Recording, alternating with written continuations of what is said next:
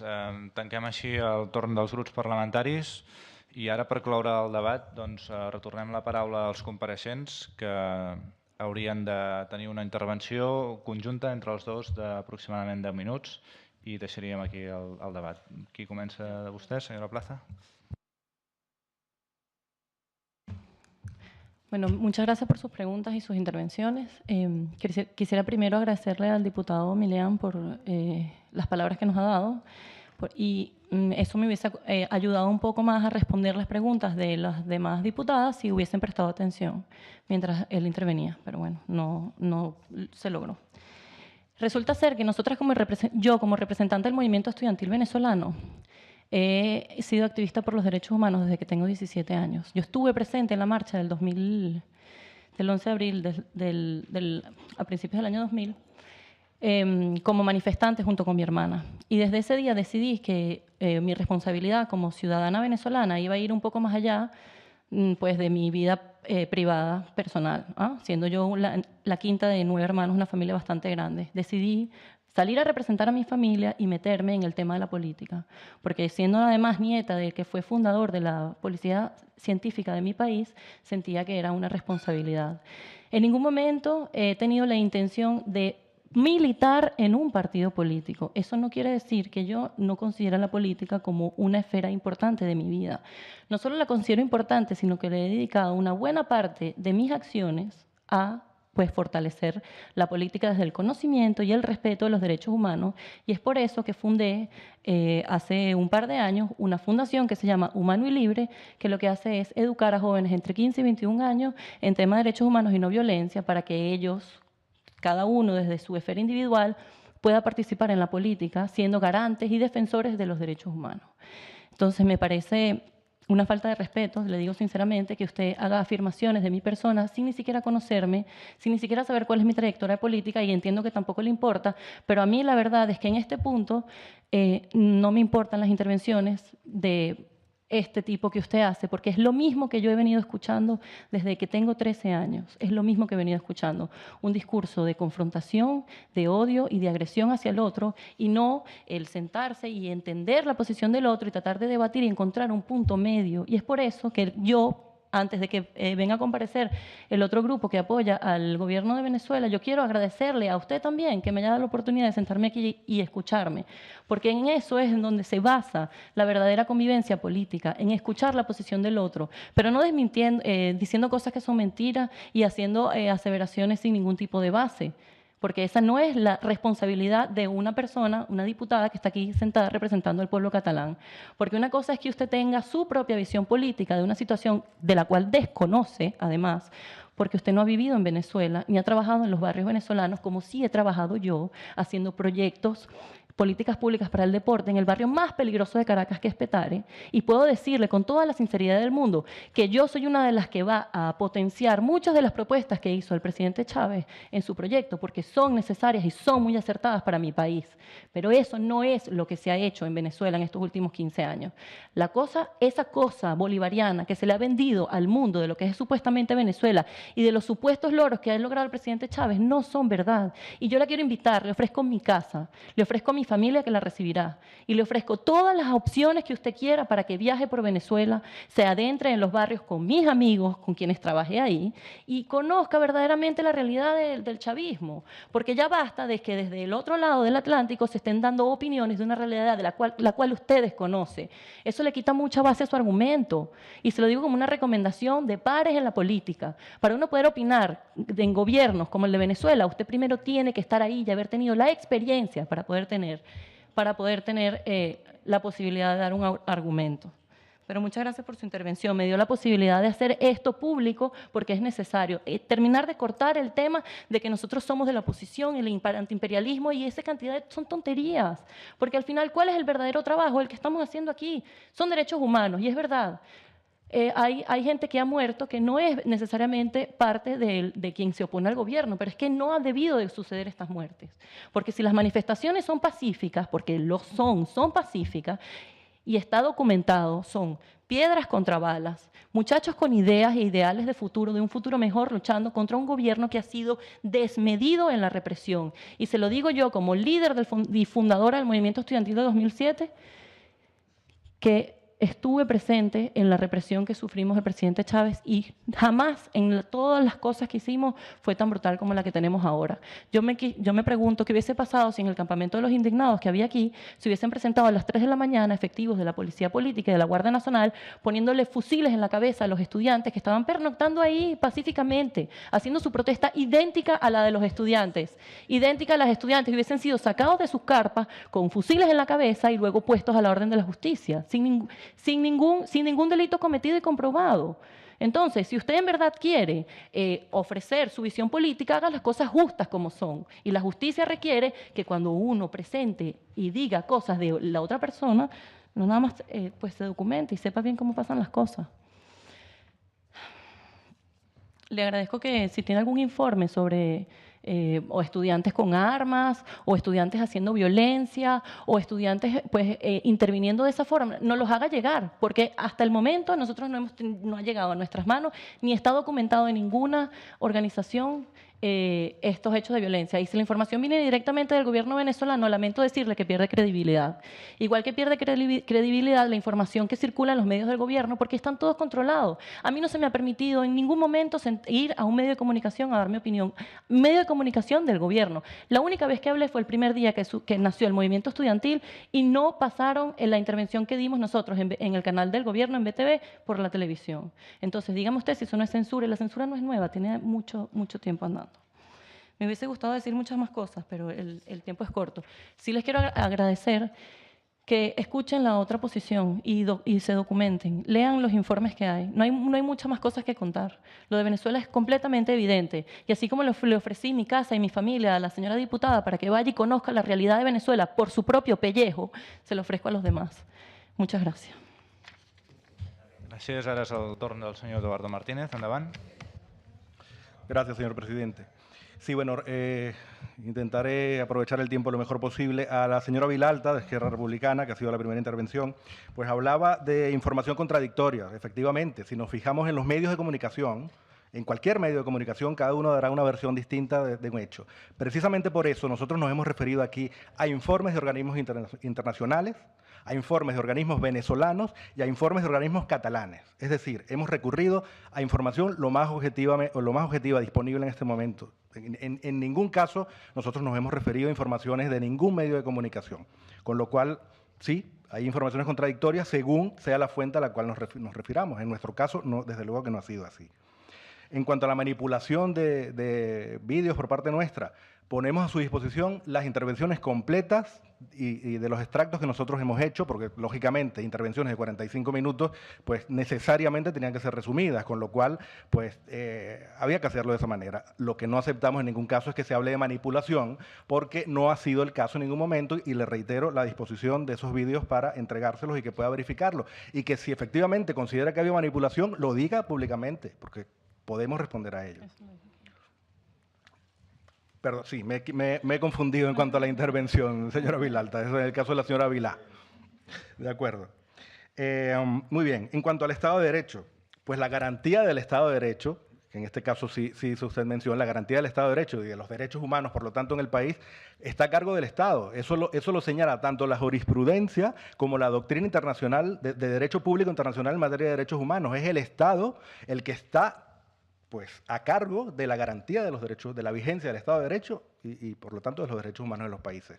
No se puede responsabilizar a terceros ajenos al Estado por acciones violentas y calificarlo de violaciones contra los derechos humanos. En lo que incurre un particular, en este caso es un delito, no en una violación de derechos humanos, por lo que le acabo de explicar. Y en ese caso es el Estado venezolano, a través de sus instituciones judiciales, el que está obligado precisamente a abordar esos casos, a resolverlos y a dictaminar en consecuencia, lo cual de paso no ha ocurrido hasta la fecha, pero no solo con lo que viene pasando en Venezuela en los actuales momentos y durante los últimos 15 años, sino que la promesa y la oferta que hizo el gobierno venezolano actual en su momento, cuando llegó al poder, de abordar una serie de casos que venían pendientes de violaciones a los derechos humanos, porque las violaciones a los derechos humanos en Venezuela no comenzaron con el gobierno chavista, eso está clarísimo.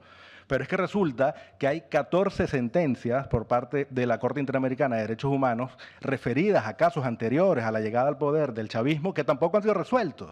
Entonces es un problema grave y es a lo que nosotros nos hemos venido a referir en esta intervención. El tema de los derechos humanos. En cuanto paso a la intervención de la señora Segú, pues yo tendría que decirle que quien cuestiona, en este caso, la democracia es el gobierno venezolano, precisamente cuando no hace cumplir y cuando no garantiza la vigencia del Estado de Derecho en el país, porque es el primero obligado a que ello ocurra. Y si hay particulares, vuelvo y repito, si hay terceros que lo violentan, el Estado es el que está obligado a solucionarlo. Precisamente de allí vienen nuestras denuncias. En este caso nos negamos rotundamente desde Alianza por la Libertad de Venezuela a hablar de dos bandos, de dos grupos de venezolanos, de si eres opositor, si eres chavista o si eres del partido político de preferencia. En absoluto. Nosotros hemos hablado aquí objetivamente y en base a informes internacionales, vuelvo y repito. Y ese discurso, pues no lo compartimos en absoluto. Quienes sí lo aplican y quienes sí lo fomentan y quienes sí lo promocionan a través de su batería de medios de comunicación, tanto a nivel nacional como internacional, es el gobierno actual venezolano, desde hace 15 años. Ellos sí que fomentan ese discurso de ruptura y de separación entre dos Venezuelas. Y nosotros nos negamos a ello, porque para empezar, eso ya es una violación contra los derechos humanos, esa separación de la sociedad que realiza el gobierno venezolano.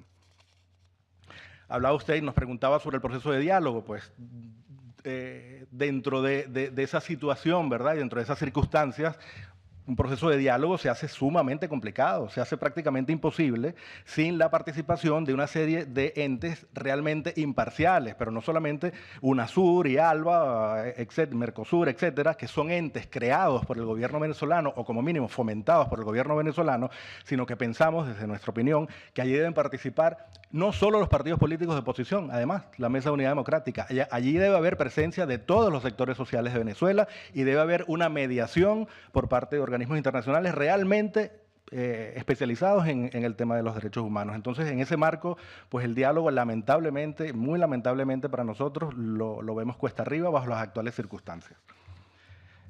Señor Milián, usted nos preguntaba si teníamos miedo, si teníamos temor por esta intervención. Pues sí tenemos miedo.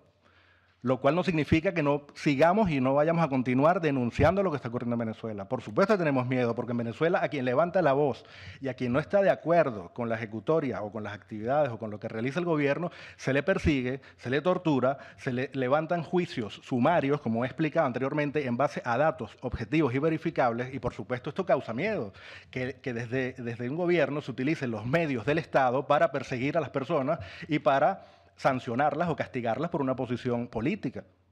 En cuanto a esto de las posiciones políticas, pues continúo con la intervención de la señora Vilá. Por supuesto que somos políticos, señora Vilá. Todos somos políticos. Lo que no somos partidistas. Alianza por la Libertad de Venezuela no está formada, ninguno de los que integramos Alianza por la Libertad de Venezuela forma parte de ningún partido político venezolano.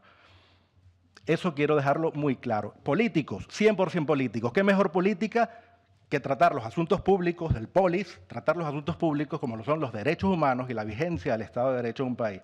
Eso es política desde nuestro punto de vista de la mejor manera abordada. Por supuesto que somos políticos. No veo el motivo de condenar o de intentar pues criminalizar o enfocarlo desde un punto de vista negativo en la actuación política. Por supuesto que somos políticos. En cuanto a la manipulación, que en este caso sí fue su intervención, la manipulación de los vídeos, pues le reitero la oferta que erróneamente le ofrecí a la anterior diputada. Está a su disposición. De hecho, ustedes cuentan con el informe del ICIP también. Y en este video, que en este caso no pudimos mostrarlo, pues el señor Grasa no hace sino repetir lo que está en ese informe. Y en el caso del señor Bondía, vuelvo y le repito que está a su disposición. Creo que no podemos hablar de manipulación. A mí me gustaría saber si usted ha visionado completamente tanto el vídeo de la señora Serra como el vídeo del señor Bondía, si lo ha visionado en su completa totalidad, para entonces poder hablar con base de manipulación. Y me gustaría, por favor, si fuera posible, que nos señalara en qué momento y en qué segmento hemos manipulado nosotros ese vídeo. En cuanto a discurso clasista y racista, también me gustaría que nos señalara en nuestra intervención dónde ha estado ese discurso. ¿Dónde han estado esos elementos de clasismo y de racismo? Y lamentablemente debo sumarme a lo que acaba de decir mi compañera. Esta actitud, que muy lamentablemente, en mi opinión, ha mantenido usted aquí, es lo que los venezolanos viven diariamente, las 24 horas del día, a través de todos los medios de comunicación que están en poder del Estado venezolano, donde se les ataca, se les criminaliza, se les separa y hacen justamente lo que acabamos de presenciar que ha hecho usted aquí. Eso debe conocerlo la opinión pública catalana y este Parlamento, en nuestra opinión. En cuanto al tema de, pues ha salido, voy a ir resumiendo por cuestiones de tiempo. Sí, senyor Martínez, perdoni, és que anem una mica Sí, tard. un minuto. A un minut li agradaria un minuto que y conclogués. acabo. Gràcies. Pues a mí me gustaría que reflexionáramos cómo se puede hablar de democracia en un país donde se ha gobernado por decreto mediante una ley habilitante durante 6 años y medio. No entiendo, o sea, ese concepto de democracia, la verdad es que sería interesante revisarlo y ver si eso cuadra dentro de las definiciones de democracia universalmente aceptadas. En cuanto al señor Arrufat, el poder adquisitivo, es decir, lo que se come, la inflación, forma parte de los derechos económicos de las personas. Entonces no podemos decir que no se debería hablar de la inflación cuando estamos hablando de derechos humanos, porque forma parte de los derechos humanos que deben ser garantizados por el Estado. Nosotros no hemos distinguido entre bandos. Esto lo han hecho, pues, quienes hemos escuchado que lo han hecho. Nosotros no hemos distinguido entre bandos. Nosotros hemos hablado de cifras, además provenientes de informes internacionales y nacionales y de organizaciones de defensa de los derechos humanos. Hay un problema de impunidad, desde luego que hay un problema de impunidad en Venezuela. Pero hay un problema de impunidad en Venezuela porque las instancias judiciales están controladas por el Ejecutivo, porque usted debe conocer, porque usted ha estado en Venezuela y conoce Venezuela y tiene una relación muy estrecha con el consulado, etcétera, debe saber que la amplia mayoría de los jueces en Venezuela son temporales. Entonces, un juez que emita una sentencia que no vaya en la línea que le dictan desde el gobierno, sencillamente lo apartan y, si es posible, le abren un juicio, como le ha pasado a la jueza Afiuni, que ha sido objeto de todo tipo de protecciones o de medidas cautelares de diversos organismos y el gobierno venezolano sencillamente no las ha respetado. Pues al señor Montañola, por último, nosotros, vuelvo y reitero, no venimos a defender partidos políticos. No defendemos partidos políticos venezolanos. Nosotros estamos aquí precisamente para explicar el qué. ¿Qué está pasando en Venezuela en materia de derechos humanos? Y en mi exposición, en todo momento, me he referido a informaciones no nuestras, porque efectivamente, nosotros no hacemos trabajo de campo, pero sí tenemos como labor, y es uno de nuestros objetivos, replicar y divulgar justamente lo que hacen esas organizaciones in situ, en el terreno. En cuanto a la llegada al poder de forma legítima, pues sí, ha habido un proceso electoral en Venezuela, efectivamente, ha habido unas elecciones, pero es que los procesos electorales en Venezuela, yo, por cuestiones de tiempo, tendría que remitirle pues, a toda la problemática existente en relación a los procesos electorales que se realizan en Venezuela, pero es que además, me remito nuevamente a lo que ya hemos dicho, la democracia no se restringe únicamente a la celebración de elecciones. Democracia es un concepto mucho más amplio, de separación de poderes, respeto por las minorías, etcétera. Con lo cual, un gobierno puede haber llegado al poder por elecciones, pero con su ejecutoria se deslegitima a lo largo del tiempo, o se puede deslegitimar a lo largo del tiempo. Condiciones previas, efectivamente, ya lo he mencionado antes, en Venezuela viene ocurriendo una situación sí, había violaciones de los derechos humanos, es verdad, había una situación muy complicada desde el punto de vista económico, pero en el caso actual, al día de hoy, y como decía yo en mi intervención al principio, esto se ha agravado y ha llegado a un punto tal que ha llevado a la situación en la que se encuentra Venezuela. Esto no es gratuito, esto tiene unas causas que precisamente provienen, estamos hablando de 15 años, ¿verdad? 15 años, y bueno, lógicamente también en unas causas anteriores. Pero después de 15 años pienso que la responsabilidad del actual gobierno es importantísima en cuanto a la situación actual. Y bueno, muchas gracias por escucharnos y al señor presidente por su amabilidad.